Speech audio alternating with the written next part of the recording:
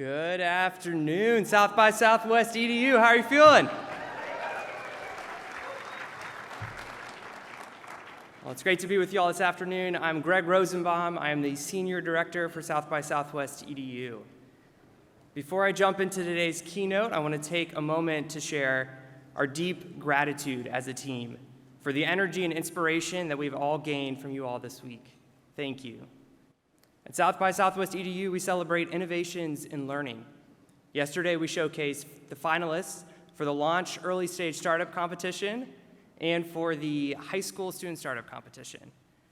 And we also announced some winners. So big congrats to the winner, Our Worlds, for the Launch Competition, and Awesome for the Student Startup Competition.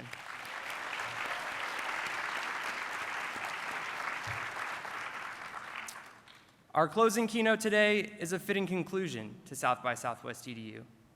We've spent the last 3 days together learning, connecting, and collaborating on how to improve the future of learning. Appreciating our own humanity and the importance of togetherness, we've experienced the impact of being together with our community in the same place for the first time in years.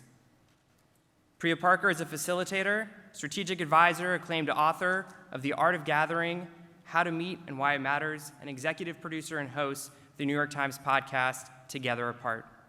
Baratunde Thurston holds space for hard and complex conversations with his blend of humor, wisdom, and compassion.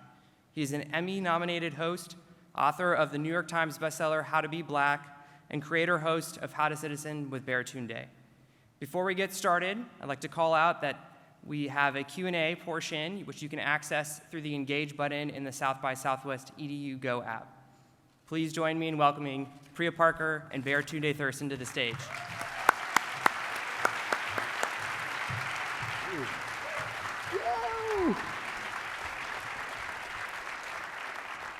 Wow.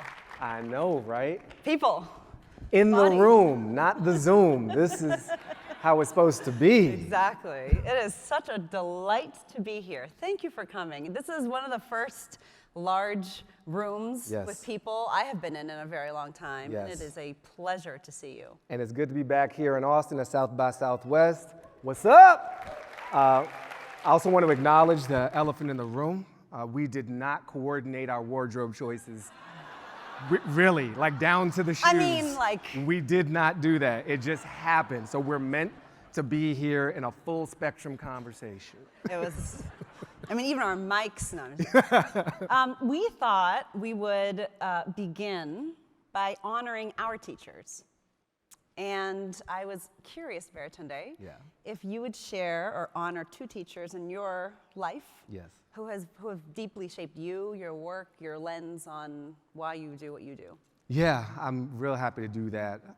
One teacher is my high school English teacher. Her name is Erica Berry, and she related to us in a really comfortable way. You know, high school students, we can be the worst humans in the world.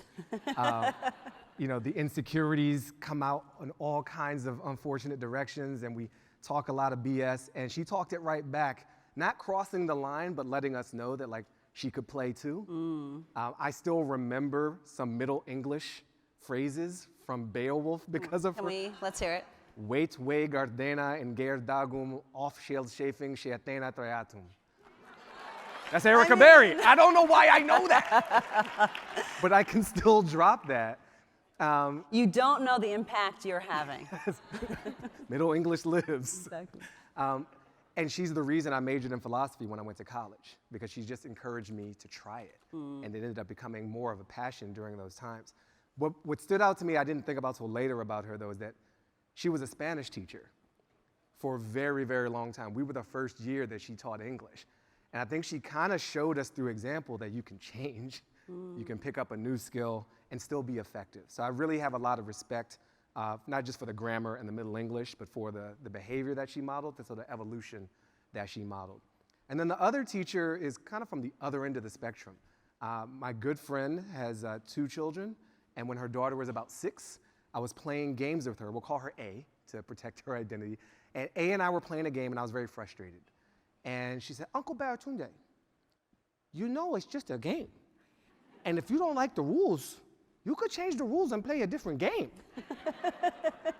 And I was like, why are you so wise, little human? Like, I feel like we're not talking about the game, you know what I'm saying? Whoa! Like, who sent you? Little Jedi child. But I think about that because I sometimes, lean on rules when I feel stressed out, and if I can't meet up to them, I punish myself. I feel a little worse about myself. And she just gave me permission, this child, to change the game and change the rules. Beautiful. So I appreciate her. Who are 2 teachers or so you'd like to honor? I have to say I really enjoyed this exercise. We talked a little bit before we got on stage to figure out what we're going to do. But not about the clothing. Not about the clothing. And in thinking about who I wanted to name, it was like a kaleidoscope of going back and thinking of so many different people who have shaped me. Yeah. And what a crazy process education is, like dozens and dozens and dozens of people that shape a person. Yeah. Takes a village. Takes a village. So the first person is actually from my first or second grade experience. I went to a Montessori school when we first moved back to the US in Tucson. And his name was Randy Young. And he did 2 different things that I remember, and I actually now do with my children. One was he called our attendance to see, he did roll call, by saying our names backwards. So I was a yerp. Oh, like backwards. I thought I'm like Parker Priya. What's so special about that? And to this day, my husband, even with our children, they think it's hilarious when we do backward naming. But I remember it was always fun. Yeah. Right? It was like a slight tilt to how one might do roll call. But the other thing that he did, and his teachers, the co-teachers did, was they taught sex education based on the questions of the students. Ooh. So the curriculum was literally what questions do you have? So they started with the questions. They started of the questions of the people who they were trying to help. Yeah. And I, as a facilitator, have remembered that all the days of my life, because sex education can be such a fraught place, and a place where often, at least my experience in other schools, it's like a place where the role of the student is to at least feign disinterest or feign embarrassment, and he completely flipped the script by basically saying, and we could write down, you could write it down so it wasn't actually asking it out loud, but it was the first time that I experienced what I now have language for, which is user-centered education. And it really affected me in my own facilitation, which is how do you actually create desire? Yeah. How do you create interest in a group without forcing something on them? I love the backwards name thing too, because as a Baratunde, my name was difficult, but backwards everybody's name doesn't make any sense. Exactly. Okay, first one who can say Baratunde backwards wins a prize. And then the second teacher was a college professor of mine, Milton Vickerman. He was a professor. Milton Vickerman. Milton Vickerman. That's a great name. Great name. He's a professor of sociology at the University of Virginia. Yeah. And I was biracial. I'm actually still biracial. You didn't pick a team? Yeah. I did, but I'll tell you later. And I was going as a student. I was very frustrated by race at the University of Virginia, and people would ask me, the first question people would often ask me is, what are you? Literally, not what are you studying, not what are you? And I learned, I'm supposed to say, I'm biracial, I'm half white, half Indian. And Professor Vickerman taught race and ethnicity, and he taught immigration. And he taught it beautifully. And he would bring his own personal experiences as a Jamaican professor, and then Jamaican American. But he was the first professor that gave me language and systems to help me make sense of what I was going through. And he ended up being my thesis advisor, and was just always incredibly, he taught in ways where he grounded our experience, what we were experiencing every day at the University of Virginia, within larger theses of immigration. Yeah. And I was like, people have thought about this before. And so I wanted to honor him today also, because he's been incredibly helpful in helping me understand where and how do I bring myself into teaching or facilitating, but also how do I understand what systems are and what these theories are in a way that's accessible. Speaking of accessible, we have an exercise for you. This is a little interactive, but we would like you to find a neighbor or two and talk briefly to each other about a teacher you want to honor, a formal, licensed professional, or just a person that helped you become who you are. We'll take a few moments for that, and just give you a chance to express that to each other. How about that? Go. So one teacher you would honor, Yeah. turn to someone else around, maybe you didn't come with. All the chattering. Exactly. Smart.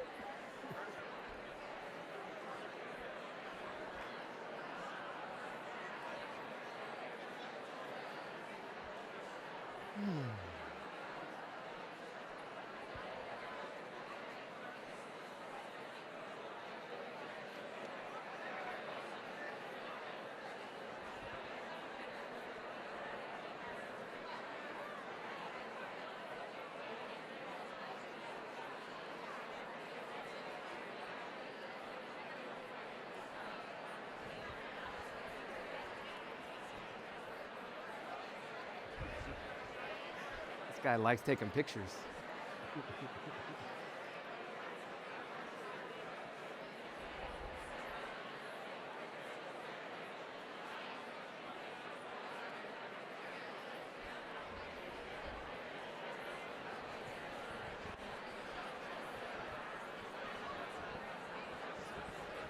I thought you were leaving.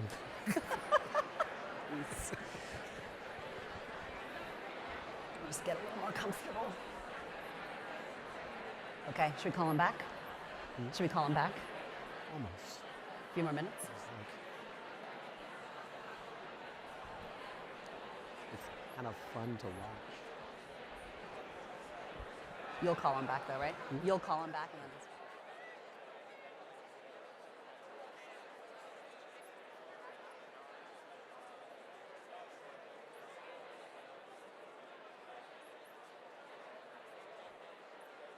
All right, please start to we need our mics. Please start to wrap it up. I'll bring you back. Wind down your stories. Okay, watch this teacher move. If you can hear me, hold up your hand. If you can hear me, hold up your hand. Thank you, educators. Okay. That was such a good hack. I learned once as an MC, the teacher taught me this, because go, shh. If you do that, everybody, it triggers the second grader in all of us. And we're all like, I guess we should shush now. Yeah, but then they also resent you. Well, it depends on who their second grade teacher was. Oh, that's true. That's true. That's true. Good point. You are, you say that teachers are like OG gatherers. I've heard you say this in a number of venues. And I'm wondering what you've seen to these captains of gathering, from these captains of gathering during the pandemic, with how teachers have been able to get their needs met, get their professional needs met, feel like they are resourced in an environment that had no playbook at all. And for those who've stayed in it, how have they managed to do that? I understand that many of you are teachers and educators, and also some of you are in ed tech, and some of you are administrators. And I'm just curious, if you are a teacher, you've been a teacher in the last 16 months or 24 months, either in the classroom or virtually, if you could just raise your hand, I'm curious. Thank you.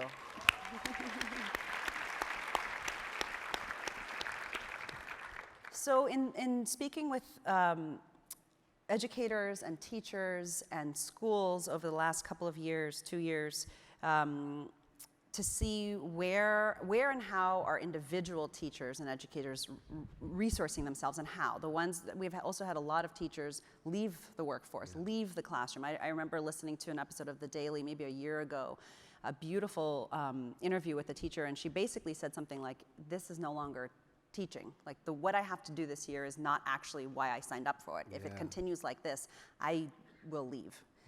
And I'll answer the story in part by sharing a story. I'll answer the question by sharing a story, which is my mother-in-law is an educator, and she teaches at an independent school in the Washington, D.C. area, and she teaches ceramics, right? That is a pretty physical, tactile form of education. And basically overnight, she, like millions of teachers around the country, had to figure out how to do it virtually. Yeah. And ceramics, like the way she actually teaches is like, you know, how much pressure do you put into clay? She literally puts her thumb on people's hands, be like, this much, right? How do you begin to teach ceramics virtually? Yeah. So she paused and she asked herself, well, why do I teach? What is the purpose for me as an individual? What is the purpose of my teaching? And she realized that her purpose, like if she could do anything with her students, it was, in her language, to teach them creative confidence. To teach them the ability to create something out of nothing. Maybe a mug, or maybe something. Exactly, and that ceramics happened to be her medium. Yeah. So basically, overnight, she redesigned her curriculum, and she thought about what her constraints were, and she was like, at that time, that was the phase where we were all still wiping every tomato and wiping, every box. Yes. And she With didn't want hand sanitizer on my tomatoes. Yeah, exactly, because that's healthy. And she didn't want anything entering or exiting the students' houses. So she created a curriculum that was based on found objects in the home and paper mache. And she basically pivoted for 12 weeks and had to figure out, right? I mean, those of you who have taught virtually, like, it is so strange to realize, like, okay, I don't have the normal tools that I have. How do I use my voice? How do I use my choice of words? How do I create context so that they can continue in that context to build creative confidence? And I love the story in part because I get really a lot of points as her daughter-in-law, praising my mother-in-law. No, I love the story because she paused in a moment of deep chaos and oriented herself in purpose. And she asked, what is the need of my students in this moment? How can I resource them? And how can I resource myself to get clear on why do I do this? And she was able to separate form from function. And she realized my purpose is to teach creative confidence. My form in this moment may not work. And so I need to find a new way to navigate in this moment. Do you know if she, if there's anything she learned through that pause and that restructuring that has changed how she teaches back in the physical world again? You know, it's interesting. I remember her saying one of the things that she told the students at the time, because they were disappointed they weren't going to have clay and ceramics, was she said, we will still display your projects in the building in the fall. Yeah. And she thought this as like a small little, like almost afterthought, like, oh, and we'll put them in the building. And she realized that that really meant a lot to the students. Like it wasn't enough to just create creative confidence in their own homes, but the fact that it would still be witnessed the next year. And it was incredibly, as she tells it, it was incredibly moving, both for the students and for everybody else, to see what would normally be these like extraordinary pieces of clay all around the schools basically be these like beautiful but different paper maches, still with the same labels, still named, still numbered, because it actually witnessed, it honored, it didn't pretend this thing didn't happen. Yeah. But it also gave the students a forward motion when everything seemed still, to be able to say, okay, this is still something, I'm still learning something here, and there's still a community that I'm a part of, and that when I enter the hallways, it will still be on display. And that made her realize, I think, how important it was just to the students. I mean, it's not it's rocket science, but how important it is to not just make something, but be able to be witness in what it is that you've made and learned. Yeah, we all want to be seen, and in some cases have our art seen too. Absolutely. That's so cool. So we're talking about teachers, and if we shifted a little bit now to students, one of my favorite stories in How to Be Black, which is an excellent book, is you talking about coming up with your mother in Washington, D.C., and coming up in these two almost like parallel tracks of education. And you went to Sidwell Friends, as you described this sort of like Tony privileged independent school in Washington, D.C., where the president's children, go. And then your mother made this very strategic choice to also simultaneously put you into an Afrocentric rites of passage program. Yeah. And I love the passage in which you write about it. And I'm curious about what was it like for you to have these two, in some cases, contradictory tracks, and what was it like from in your mind from your mother to kind of choose that experience or those experiences for you? At the time, this is the late 80s, early 90s, to give you a period of time. My mother's choice confused me. I went to Sidwell in part because my mother wanted to make sure I got a quality education. Every parent wants that. And the options for that within the public school system at the time were really tricky. The school I was scheduled to go to had a lot of violence, didn't have the resources that she thought I deserved. And my older sister had done some parochial school and some magnet schools. So she's like, I don't want you all feeling like I treated you differently. So you get a little private, you get a little private. So that's what got me there. And, parents strategize too. It was a culture shock going to Sidwell. I had not been around money before. And these kids were my age, but they were worldly in different ways. Their parents had jobs, and World Bank officials, and the presidency, that's a whole nother category. But there's just a lot of different professions going on, a lot of money flowing around, different habits. So I felt alien in that environment.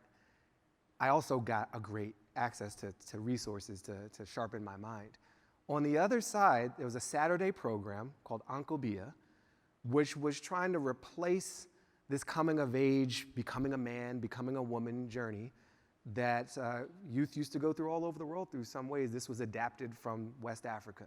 And it's a bunch of hippies, black power people saying, like, we're gonna make our boys and our girls, men and women, our way. And we're gonna teach them to love themselves and give them pride. And it was physical training, like jumping jacks, and not like malicious stuff, calm down. But it was, building confidence in many ways. And a little bit of a fraternity vibe, but also like reading books that were not on the curriculum, even at Sidwell. And I'm in this all black everything environment on Saturdays, and then Mondays I go back to this like mostly white everything environment, and it was just confusing. The bridge though, the principal of the middle school was in that society that ran the Rites of Passage program. Wow. My mother found the program because of Sidwell. And she felt comfortable sending me to Sidwell because of the principal. And as I look back on it, I'm 44 now. I'm like, well, how was she didn't make me into something. She gave me options. And she trusted me to pick the path that made sense. She could easily have like, I'm gonna keep you in a black bubble for your whole life. Or I'm gonna prepare you for the world and just throw you into the pool and hope it works. And she chose both. And she let me figure it out. And sometimes that was confusing and painful. And sometimes it made me so different and so special that I felt more powerful, more intelligent, and just more me at the end of the day. So I respect her choice to give me choice. And I think a lot of my friends who are parents, they agonize over, am I doing the right thing for my kid? And she recognized, maybe by accident, I'm giving her a ton of credit and she's not around for me to verify this, but I think she trusted that I'm gonna end up making what is right for me in terms of those choices. And that contrast gave me a lot to play with. Yeah. I love it. 30 years later, as you're talking, it's reminding me also of just what we've seen over the last years, the rise of Black at independent schools kind of movement. And watching that on Instagram and seeing how basically with the racial reckoning that has happened in all of our institutions, to watch this, my experience has been incredibly powerful, witnessing of what it is like at so many different independent schools for Black alumni and current students to witness micro examples, right? Specific moments, both for people to witness and have some sense of like, oh, I'm not alone, but also for these institutions and alumni to begin to collectively see what it feels like to be in the institutions that they have been a part of in this very refracted kind of over time way. It's, you reminded me of something. So schools, when they admit people, if you're an independent school or magnet school, charter school, and people just can't walk in the door, there's a level of power that comes with that and a bit of arrogance that's built into it. You're letting someone from outside in. And so when a school like Sidwell admits someone like me who's not commonly in, I'm the lucky one in that narrative. And I think having another experience where I was reminded of my extraordinary power and legacy and history, I could show up and recognize, oh, these fools are lucky, And it really, even if I don't walk around shouting it, inside it changes my energy. I'm not beholden. I'm not a charity case. I'm not walking on eggshells afraid of losing something. They should be afraid of losing me just as much as I'm afraid of losing them. And seeing those students as assets that are there to teach as well, I think can help, again, energetically for both parties in that exchange to see it as an exchange and not some one-way flow.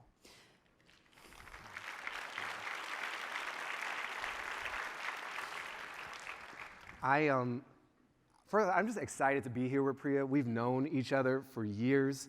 You did me a great honor by putting me in your book, The Art of Gathering. This is the Queen of Gathering right here. Yes, give it up for the Queen of Gathering. A new title for you. Thank you. And so I have a layered set of queries for you. What is a gathering? Like, what is a gathering? Why is it powerful? And how have you seen students and teachers use the power of gathering, through this pandemic, even virtually, to maintain that power and that magic? But start with that simple definition. Yeah, well, I think defining language, defining words is really important, so I really appreciate that question. So I define a gathering as any time 3 or more people come together for a purpose with a beginning, middle, and end. This is definitely a gathering. This is a gathering. Welcome to this gathering. So a couple of things. One is I'm really talking about group experiences. 3 is even small, but I say 3 to make a distinction between 2 and 3. This is not one-on-one conversations or coffee chats or conversations with your spouse or partner. Though some of the principles are may apply, this is really about group experiences. And I think of a gathering as different than a community. So communities have gatherings. They can be good or bad. Gatherings can build a sense of community, but really like a moment in time that's shapeable. Okay. So in an education context, classrooms, right? The actual the beginning, English history, 7th period English history is a gathering at some level. Yeah. Faculty meetings, back to school nights, prom, football games, like education and the learning experience is full of gatherings, but virtual gatherings, virtual classrooms. How do you welcome new students, right? When this last summer, I did a series for different individuals or institutions trying to re-enter when we thought that was pre-Delta and pre-Omicron, re-entering, regathering. And I worked with a public school, actually my own public school in Virginia. They were planning their first faculty meeting back. And for some people, they'd been back for the whole time. They never left because of their positions in the school. Others hadn't only been teaching virtually. They joined the school during the pandemic, right? So this is a complex group experience. What is the first faculty meeting back? What does it actually look like? How do you actually begin to bring people together? And so anyway, we're gathering all of the time, and I think that part of the power of gathering, in a way, it's not dissimilar from how you were describing your rites of passage program, which is, I think of a gathering as a temporary alternative world, right? We decide what are the norms here, what is valued, what is considered normal, right? You come in, if this is a gathering, you come in the first 5%, you're kind of figuring out, maybe this was yesterday morning, like, are these my people, right? Where are the chairs? Can I show my tattoos? Do I need to hide my tattoos? Do I need to get a tattoo? What's happening here?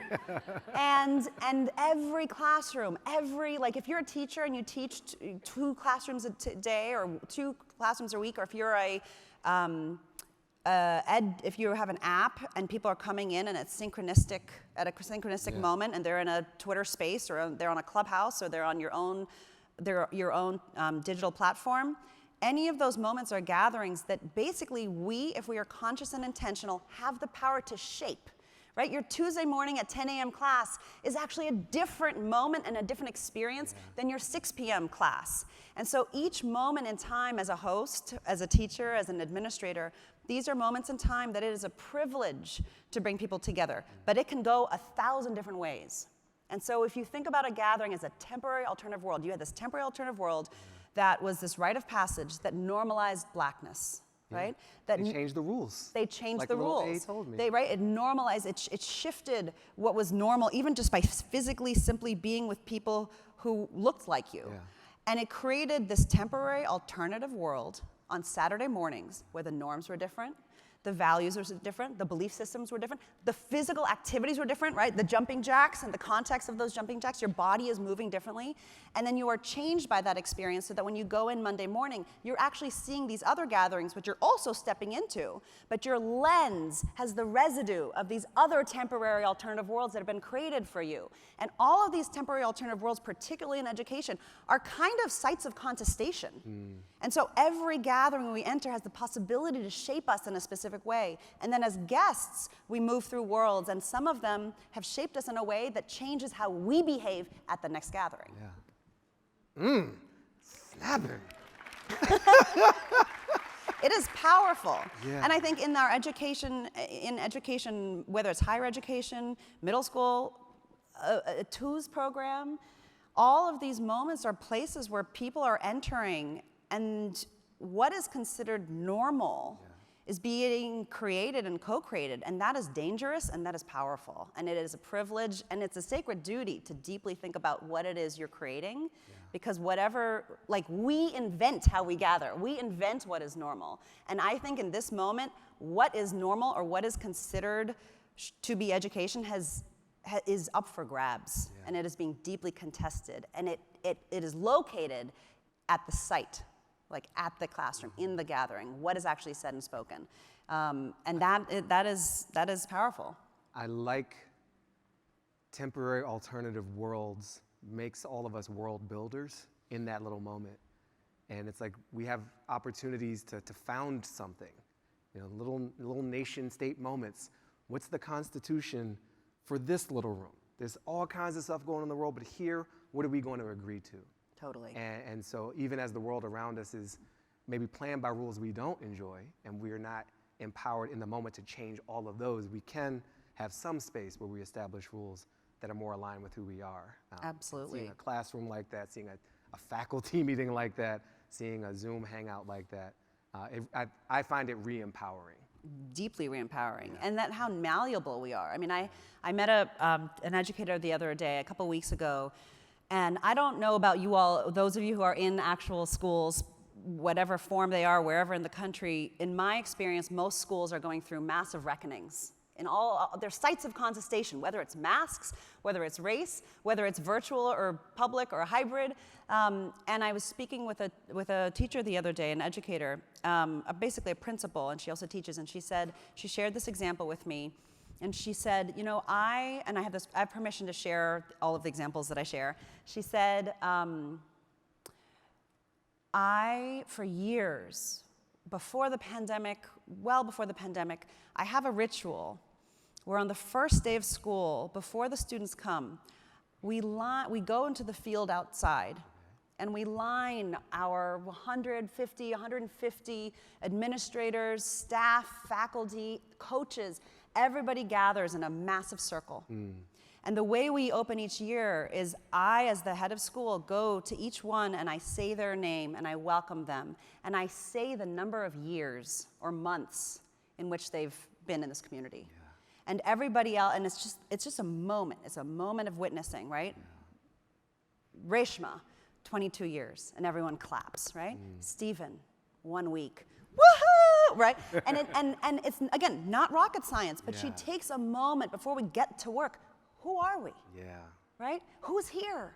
Who are our new people? How do we honor the people who have stayed for this number of years? But then she also creates some amount of equity because it's name, time, name, time, name, time. And I think the instinct is like, oh, that takes so much time. But in speaking with her community, it's like, it's such a relief. It's such a relief and we're not talking, it's a ritual. Yeah. And I share this in part because in this moment of reckoning, she said, this sounds kind of bizarre, but I've had less problems at my school than many of my peers. And I think it's because we've built in simple rituals of seeing each other. And so when we see each other, we know each other. And and we feel seen. And so even if we're feeling tender, we're willing to step back in. And so I think part of this moment of gathering is basically like, don't miss seeing each other. Don't miss the simple rituals of just saying hello. Sort of in this track, you, in the pandemic, launched a podcast. I did. That's what you do in a pandemic. That's what you do in the podcast. This is what you do in the pandemic. And it's called How to Citizen. It's a beautiful project. And one of the way I kind of understand what you're doing at the essence is you're inviting us to change the word of citizen from a noun to a verb, right? To citizen. Yeah. Tell us what that means. Okay. And how it applies to education. Yeah, thank you for that. My English teacher would love retrofitting, a type of word on another one like that. What it means is that I was frustrated with how we have been existing and not seeing each other. I think what I had been seeing through news and media was a lot of negativity, a lot of problems with no answers, and no option to do something. And the word citizen had been very much weaponized around immigration status and deporting people who are not us. Whether they know the places we're sending them or not, we don't care because they're not us. And there's another way to think about it that I found more empowering, that my wife and I, who came up with this framework, Elizabeth, found more empowering, which is to treat it as a verb. What can we do? Other than scream into our pillows at night, what can we do? And so we treated it like a gathering. And we established what the norms were. We made up rules for this game that we would take with our guests and with our audience, which is to say we answered the question, what do we think it means to citizen? So, 4 things. And we came up with in conversation. It means to show up and participate. Simply that. And that doesn't need to mean like leading a march, right? It just means being present, checking in, and recognizing in your own head that you have some kind of role to play. It might mean showing up and not saying anything, and just listening. It means that we invest in relationships with ourselves, with others, and the planet around us. And we recognize the value of that interdependence. In this country in particular, we have an extreme interpretation of the power of independence. But we need each other too. And that first step of the relationship with ourselves is often a step I have skipped. I'm really quick to try to get out there and say what I think about this. What do I feel? If we could start with that question first, that could get our heart rates in order, so that we start relating to each other from a more centered place. So first is to show up. Show up and participate. Invest in relationships with yourself, with others, and the planet around you, because we're not separate from these trees. They breathe on our behalf. Third, understand power. We're in a system of people power. We should understand power. Eric Liu, Citizen University, great educator, taught us that one in deep detail, and know that there are many ways to gather power, many ways to use it. And last, that we use this to benefit the collective, not just our individual selves. And that there's that of us and others, as the Quakers would say, there's that of God in everyone. As Valerie Kaur says, a stranger is just a part of me I don't yet know. If we can build that kind of empathetic bridge, then helping someone else is helping ourselves too. So these work as a package to change how we show up with and for each other and what we can do.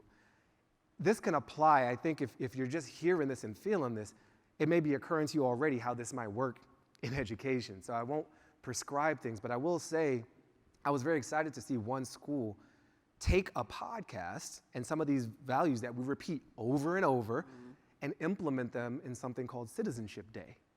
This is La Jolla Country Day. I don't know if they are here, anyone here knows them, in the San Diego area. And from K through 12, they did exercises. What does it mean to show up? And they asked little second graders to just say what it meant for them. What does citizen mean to you? Someone says, I saw the little videos of the second grader. It means helping when no one's looking. It means picking up trash and litter. It means thinking about somebody else before you think about yourself. I was like, and I was invited there on the 50-yard line of the football field to do like an opening address, but was very interactive, and I was challenged by some of the older kids. Don't you think this is a bit naive? What about this? What about that? What about the other? That's cool. You're citizening right now. Way to push back, way to question authority, which is something my mother always taught me. So what's the point? There are many points, but I think I have felt that we have forgotten some lessons about how to be together with all the difference that we have. And we've practiced certain ways of that are very contested, but we haven't practiced showing up. We haven't practiced relationships. We haven't practiced power. And we haven't practiced remembering that we're all part of a collective and that too is us. And schools are great places to play with that because we're building citizen as verb so that's how you fix a democracy, not just by talking about democracy. You flex these muscles and you get stronger in the practice. And that is not sort of voting, even if you do that or not every 4 years. No, and voting's a form of power. It's a delegatory but important form of power, and we should do it. But there are many people who can't, including children. And in certain retrograde states, people with felony convictions. And folks who don't have the right immigration status. But that is, it's a practice, right? Yeah. It's not at intervals, it's a practice. And there are many ways to kind of jump in and engage at it, Well, speaking of jumping in and engaging, Yeah. we have some time for questions.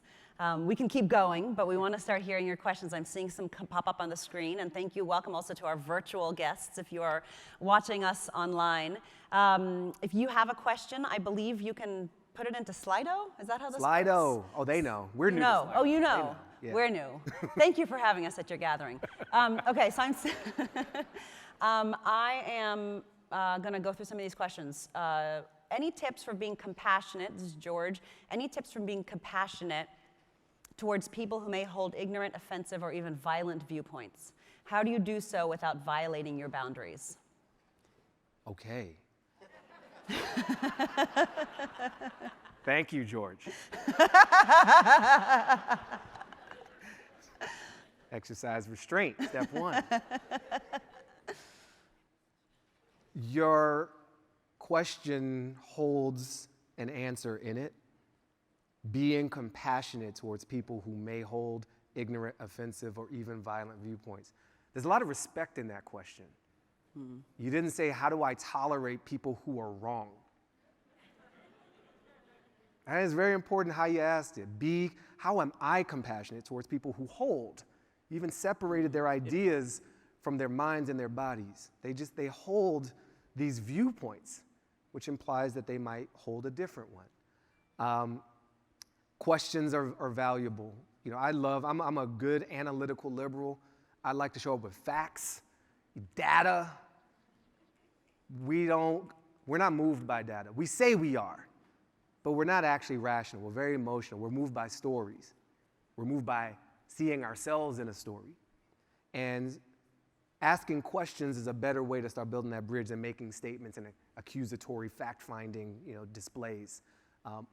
One thing I actually learned from the podcast, asking people, what are you afraid of? What is the worst thing you think will happen if X, Y, or Z?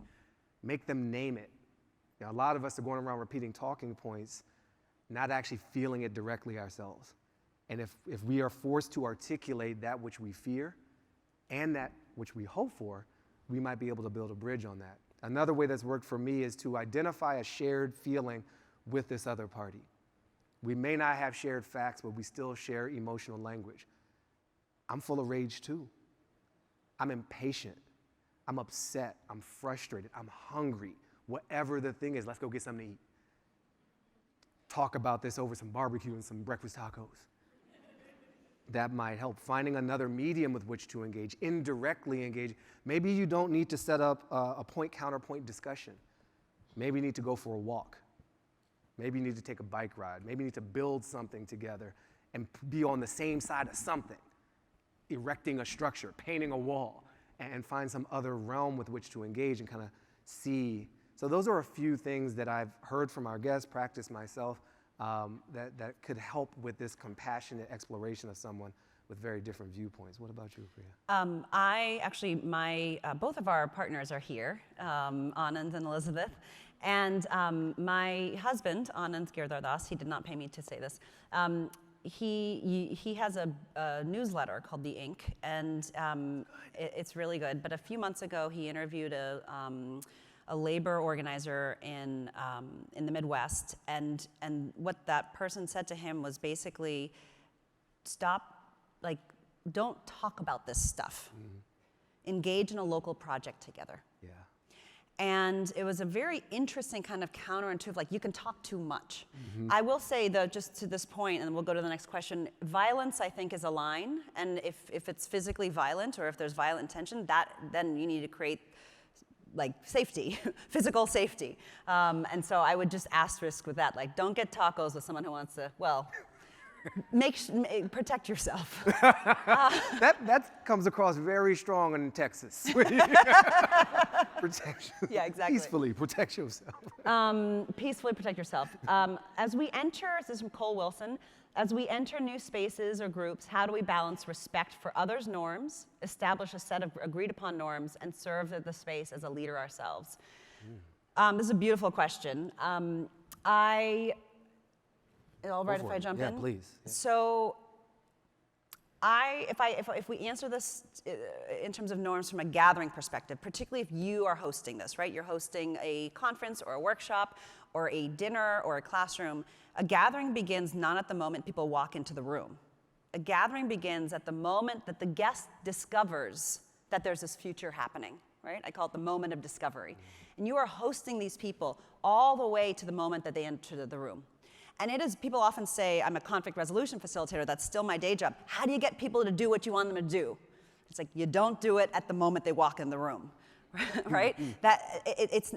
Basically, to have a set of common norms, like, what are you calling this thing, right? So the difference between a hootenanny, right? A workshop, a fight club, a book club, all of those are actually language that gives a sense and orientation to, like, how am I supposed to be here, right? What if my book club is also a fight club? What are those norms? Then people know that they better be ready. They better have read the book. Good, right? We'll be all here all night, folks. So first is, if you have any power or authority in the gathering, send out the norms ahead of time, right? But not just norms, like, we should behave like this. Words, names carry social contracts in them, right? It helps. I don't think I want to go to a fight club. I'll say no this time, right? Or like, that sounds really fun. The second is traditionally I'm a race and ethnic kind of dialogue facilitator, and particularly interfaith dialogue. And in interfaith contexts, part of the power of trying to figure out, like, what's the common, if we don't share a common book, right? If we don't share a common sacred text, what is the common norms that we set up ahead of time so people can come in and know how to interact? And I think we're kind of in a moment where, in part because even as simple as, do I wear masks, do I not? Am I fist bumping? Are we touching? Are we not touching? Right? Are we doing that elbow thing? When you guide people ahead of time as to how to be successful here, there's a lot less, not just awkwardness, but friction in the moment, in part because people can choose whether they want to say yes or no. There's quick thing on the elbows. We had Jose Andres on our podcast, How to Citizen, and he railed against elbow bumps because you sneeze into your elbow and you cough into your elbow. So he's like, all the germs are right there. we have namaste, we have Wakanda forever, we have fist bumps. We don't need to do the elbow thing. So that's a message from Jose Andres. Exactly. Quickly on this one, I was involved in making a TV show a few years ago. And we had writers that we'd never worked with before, my producer and I. And we decided to do an exercise on day one where we asked people alone to do brainstorms. Brainstorming alone is actually better than just throwing people into a pot, by the way. Make sure you give folks some isolated time to think for themselves, especially if you're not verbal and extroverted. You can still get your ideas out there. So we said, write down things about previous workplaces that you really disliked, that were intolerable, that were unpleasant for you, that you would not want to repeat.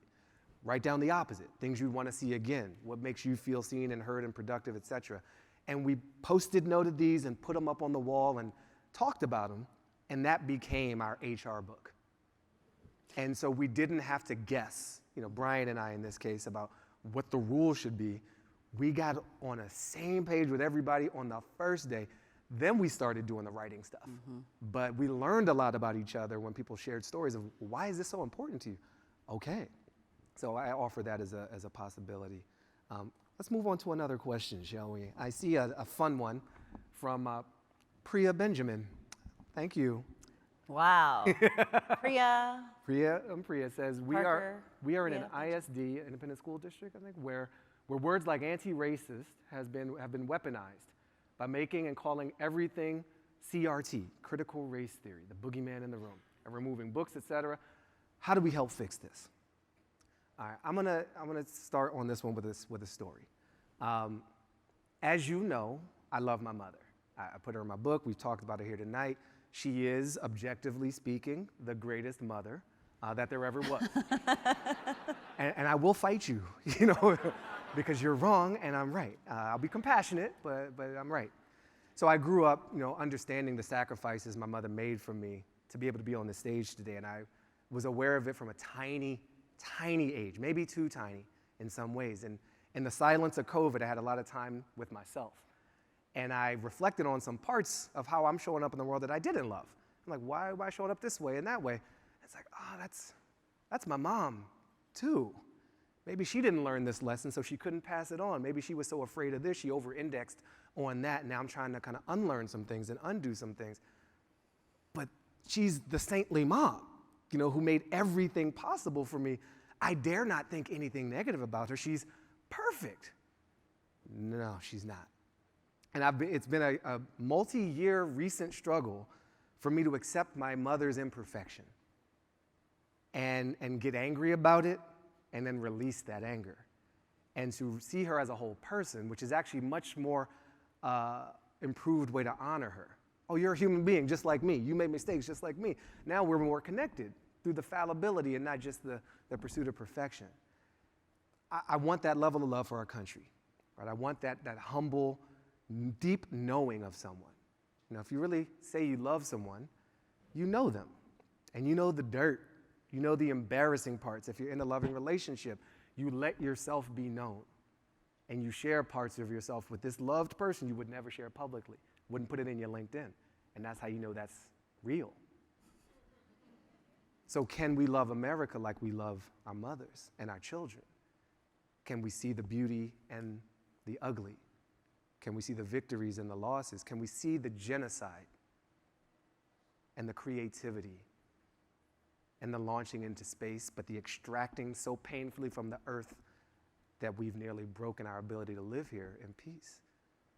When we see the whole picture, I think that is a better version. And I think calling things critical race theory and getting into arguments about poisoning children's minds, we could sidestep that energy completely and say, we trust our children. We believe in them enough to know the truth of the country. We acknowledge that there are things we were not taught, and we are afraid. We name the emotion. I'm afraid that you are teaching my kids things that I don't understand, that I was never taught, and it makes me feel inadequate. There, I said it. Better out than in. Now I'm going to trust my kids to know the country even better than I did, so it can make the country even better than it already is. Isn't that why we're here?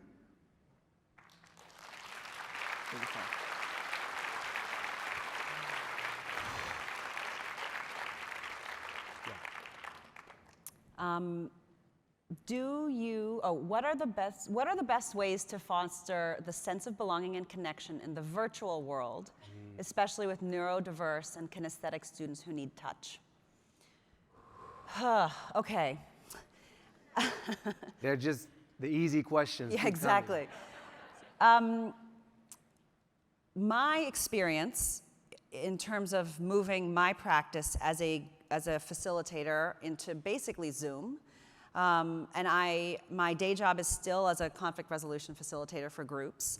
And so I've moved from moving into a room where I can use my body to, if someone's starting to talk and going on, and I noticed, I slightly stand up, right? All the different ways we use our bodies in space to be able to shift the context were taken from me as a facilitator. And I think that the deepest, I would say two things. The deepest thing that I've learned, and I think we are collectively learning about virtual gatherings, is how to create a sense of psychological togetherness when you don't have physical togetherness.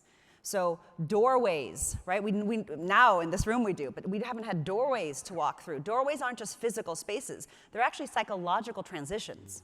Right? You move from the hallway into the classroom. That's why I hate Zoom so much.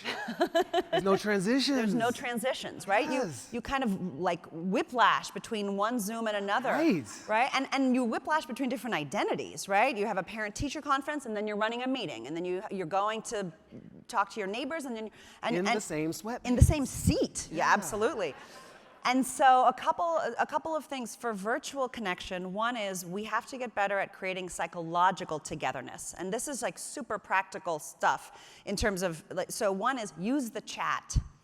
And particularly if you have 20 people or 10 people or 1,000 people, they may psychologically know that everyone's there. Oh, there's 500 people on this call, or there's 200 people on this call. But it's very different than how you feel right now, looking around and actually being able to see these faces. We forget. And so a very simple way to create psychological togetherness is in the chat before anything begins to actually have people answer a question. Right? And it can be as simple as, what town are you taking this call from? What's your street name? Or if you don't want to share that information, what room are you taking this call from? And what's one sound that you can hear, right, that's not emanating from this computer? And all of a sudden you see like Brooklyn, Toledo, Shanghai, Seoul, like bedroom. You know? Bathroom. Parents' basement. And it creates a sense of like, oh yeah, right, we all have bodies, right? We all have bodies that are around coming into this thing. But the second thing is it shifts the norms of what you can do in the rest of the call. Yeah. So the first 5% of what you do in a space actually shifts what people are going to do later. If you put in the chat once, you're more likely to chat again. This is true in person, too. If you speak up once, you're more likely to speak up again. So studies show, and you can apply this to the classroom or even in apps, when surgical teams come together, and they're often like ad hoc SWAT teams that come and they don't all know each other, right? There's an anesthesiologist, I can never say that word. There's a surgeon that when they go through a checklist, and this is Atul Gawande's work, when they go through a checklist before surgery, and one of the things is to just literally say your name, speak, error rates go down. Why? Because the likelihood, first of all, the person who sees the error is often not the surgeon, and there's a high hierarchy in that group. And it's kind of scary to be the intern or the resident and say like, that's not the kidney, right? Little to the left, ma'am. And if you've spoken once, you're more likely to speak again. And that's not just for surgical procedures, right? And so part of, and I'm not touched on in the kinesthetic and on the touch, I was working with interfaith communities to reimagine worship in this moment. And they were like, well, so much of the doorways, so much of the liturgy, so much of the practice of whether it's a synagogue or a temple or a church is actually the physical shared space, the wafer, right? Or the candle or Shabbat, the bread. And so they started, so first of all, just asking the question, what's the need here? They began to think, what do we have in our kitchen? Okay, we all have cinnamon, or we all have nutmeg. And so they created this interfaith ritual, for lack of a better word, that they entered the Zoom room, and you need to create openings, create doorways, create that lighting of the candle. And they all took a sniff of cinnamon. They had a shared kind of embodied experience to locate themselves. It's not the same thing. Yeah. It's something different. But how do you begin to orient so that you can have a shared experience based on the objects people have in their own homes that you can then bring into the room? I love sniffing things on Zoom. This is great. The one thing, having been a guest in many Zooms or run things as a kind of a pseudo speaker, facilitator person, the host always has a lot of power. I think in a Zoom world, there's a great opportunity there to see people. And I started this trick early on in Zoom where I will look at people, where they are, what's in their background, and just acknowledge. You talked about earlier with that whole staff field, the acknowledgement of folks who think that they can't be seen. You know, they can check out. And it's not a threatening thing, it's actually a lovely and can be a really humorous thing to point out some quirk or some piece of art and admire it. And folks light up. Oh, he noticed, she noticed. I put that there. By now, we put things in the background for a reason. Really? We know that, you know, Room Raider is real. Spider fern. Yeah. With our very limited time, Priya, I want to know, what are you up to now? You know, I think a lot of people here want to know what you're working on next. Can you give us a teaser of what you're excited about? Thank you. That's a very generous question. I'm doing a few things. The thing I'm probably most excited about right now is we have been pre-pandemic. We started to run Art of Gathering trainings in person, okay. And then the pandemic hit, and that became very difficult. And so we have been developing a digital course. And a digital training, basically, to learn these skills as a practitioner, as a teacher, as a manager, and we're going to be launching that in late spring. And I'm very excited about it. And it'll be a virtual course that you can sign up for. You can do it in groups. And actually, this is new. This is like my high-tech thing. High-tech at South by Southwest? Yeah, exactly. So I also have a monthly newsletter where every month I write about some specific problem many of us are sharing and a solution that one group or a teacher or a manager solved. And to sign up for the newsletter and to sign up to be the first to hear about, you launch things at South by Southwest, right? Yes. I'm like, this is my first South by Southwest EDU. And so first said here, we are launching this course this spring. And if you'd like to sign up to be the first to know when it launches, you can pull out your phone. Permission granted to... Pull out your phone and you can text the word gather to 66866. Text the word gather to 66866 to sign up for that course. And then I'm also working on my next book. And that is looking at, we're doubling down on conflict. I'll put it that way. Wait, and which side of conflict? Pro. Okay. I'm looking at conflict within groups. Yeah. And what about you? Thank you for asking. We are still citizening. How to citizen. To see what that school did with the podcast was very inspiring. And we're working on what season 4 will be and how we continue to interact with people. So howtocitizen.com is real. I also have a phone number, Priya. So keep your phones out. Text, this is not a joke. We both have text numbers, which we did not plan, but the number is my native DC area code, 202-894, no woos for 894? 8844, 202-894-8844. Just put EDU so I know how you found me, and we'll let you know about the next How to Citizen work. I'm very excited. I've done a television show with PBS, and it airs this summer. It's called America Outdoors with Baratunde Thurston, July 5th. It's your network. You paid for the show. It's PBS. So thank you for your support, and check out this beautiful way of seeing each other through the common ground that we share, even with all of our differences. Super inspiring and exciting to leave my house in the pandemic to go make this show. There's more. I'm Baratunde on all the socials. This has been such a thrill with you, Priya, to gather with you. 1 + 1, and then all of you makes it a gathering. Exactly. And I would just say as we close, I think that our sites of learning, online and off, are the most literal form of these temporary alternative worlds.